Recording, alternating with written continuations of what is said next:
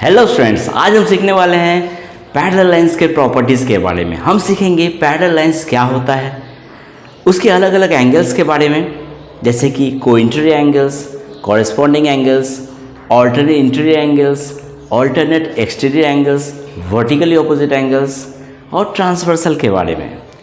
ये चैप्टर बहुत ही इंपॉर्टेंट है क्योंकि ज्योमेट्री के हर फील्ड में पैरेलल लाइंस के प्रॉपर्टीज़ का नॉलेज होना बहुत ही ज़रूरी है। इसीलिए पैरेलल लाइंस के प्रॉपर्टीज़ को हम रूट लेवल से अच्छी तरह सीखेंगे।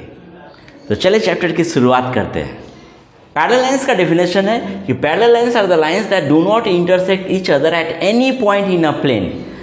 जैसे कि मैंने यहाँ दो लाइन को ड्रॉ किया है, ये दोनों लाइन क्या प्लेन में है। प्लेन का मतलब क्या, जैसे ये ग्रीन बोर्ड है, इस ग्रीन बोर्ड को हम अगर प्लेन मानते हैं तो इसके ऊपर ये दो लाइन प्रेजेंट है, तो ये दोनों लाइन कभी भी एक दूसरे को इंटरसेक्ट नहीं करेंगे। इंटरसेक्ट का मतलब है जैसे ये दो लाइन एक दूसरे को इस पॉइंट में इंटरसेक्ट कर रहे हैं, मतलब एक जगह मीट कर रहे हैं।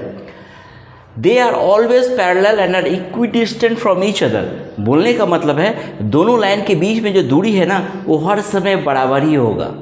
तो ट्रांसवर्सल क्या है? ट्रांसवर्सल को एक ऐसा लाइन है जो पैरेलल लाइन को इंटरसेक्ट कर रहा है, जैसे कि लाइन L को यहाँ इंटरसेक्ट कर रहा है और लाइन M को यहाँ इंटरसेक्ट कर रहा है। पहला प्रॉपर्टी है कि कॉरेस्पॉन्डिंग एंगल्स जो है पैरेलल लाइन के वो इक्वल होते हैं। कॉरेस्पॉन्डिंग एंगल्स कौन सा है? जैसे यहाँ एंगल 1 का कॉरेस्पॉन्डिंग है एंगल 5, यानी angle 1 is equals to angle 5। ठीक उसी तरह एंगल 6 का कॉरेस्पॉन्डिंग है एंगल 2, यानी एंगल 6 इक्वल्स टू एंगल 2। अब लेफ्ट साइड में अगर आते हैं तो एंगल 4 का कॉरेस्पॉन्डिंग एंगल है 9, यानी angle 4 is equals to angle 9। Angle 8 का कॉरेस्पॉन्डिंग है एंगल 3, यानी हम बोल सकते हैं कि angle 8 is equals to angle 3। Second property है कि alternate interior angles are equal, यानी ऑल्टरनेट इंटीरियर एंगल्स है वो बराबर होते हैं। ऑल्टरनेट इंटीरियर एंगल्स को पहचानने के लिए हमें जेड जैसा फिगर को देखना पड़ेगा और उल्टा जेड वाला फिगर को देखना पड़ेगा। जेड में जैसे हम लोग देख रहे हैं कि एंगल 3 और एंगल 5 दोनों सेम है। यहाँ देखिए जेड का फिगर आपको दिख रहा है, इस तरह से लाइन और इस तरह से लाइन। तो देखिए ये एंगल 3 और ये एंगल 5 क्या है, सेम होगा, यानी एंगल 3 और एंगल 5 जो है दोनों ऑल्टरनेट इंटीरियर एंगल्स हैं। ठीक उसी तरह अगर उल्टा जेड में देखते हैं तो एंगल 2 इक्वल्स टू एंगल 9। देखिए उल्टा जेड कुछ इस तरह से बन रहा है, यानी angle 2 is equals to angle 9। Third property है alternate exterior angles are equal, यानी ऑल्टरनेट एक्सटीरियर एंगल्स जो है वो बराबर होते हैं।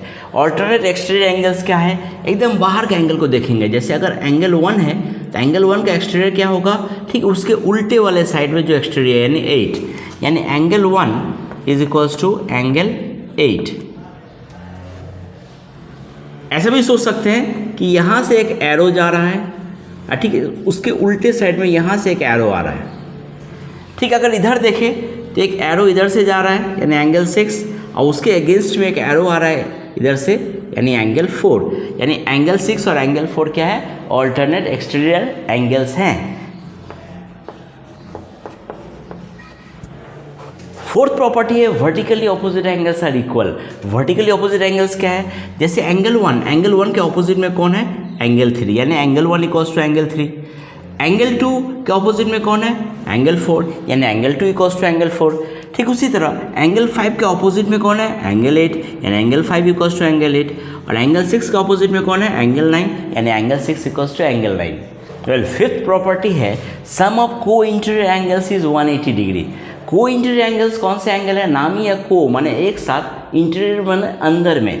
तो देखिए दो पैरेलल लाइंस के अंदर में दो एंगल है 2 और 5, यानी एंगल 2 प्लस एंगल 5 करने से क्या आएगा, 180 आएगा। ठीक उसी तरह यहाँ पर एंगल 3 और एंगल 9 दोनों एक साथ अंदर में है, इसलिए एंगल 3 प्लस एंगल 9 हो गया 180 डिग्री। और एक प्रॉपर्टी हमें जान के रखना चाहिए, वो है कि sum of linear pair angle is 180 degree. Linear pair बोलने का मतलब क्या है, कोई भी स्ट्रेट लाइन को ले ले। अगर हम इस स्ट्रेट लाइन को लेते हैं तो इसी स्ट्रेट लाइन पर दो एंगल है, एक है एंगल 1 और एंगल 2। लीनियर का मतलब है स्ट्रेट, तो यानी इस पर जो दो एंगल है इस दोनों एंगल को ऐड करेंगे जैसे 1 और 2 तो हमेशा 180 डिग्री होगा। 1 + 2 = 180 डिग्री। ठीक उसी तरह अगर हम एंगल 2 और एंगल 3 को ले रहे हैं तो एंगल 2 और एंगल 3 मिल करके ये एक स्ट्रेट लाइन बना है, यानी एंगल 2 + एंगल 3 हो गया 180 डिग्री। अगर हम एंगल 3 और एंगल 4 को ले ले तो देखिए एंगल 3 और एंगल 4 को मिला करके ये स्ट्रेट लाइन बन रहा है, यानी एंगल 3 + एंगल 4 हो गया 180 डिग्री।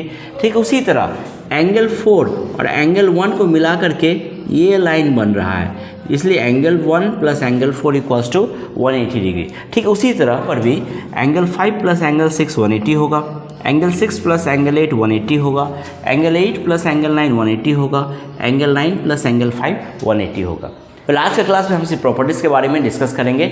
अगली क्लास में हम इसी प्रॉपर्टीज़ को यूज़ करके किस तरह एंगल को फाइंड आउट करना है वो भी सीखेंगे। फिर मिलेंगे आपसे अगली क्लास में, तब तक के लिए गुड बाय।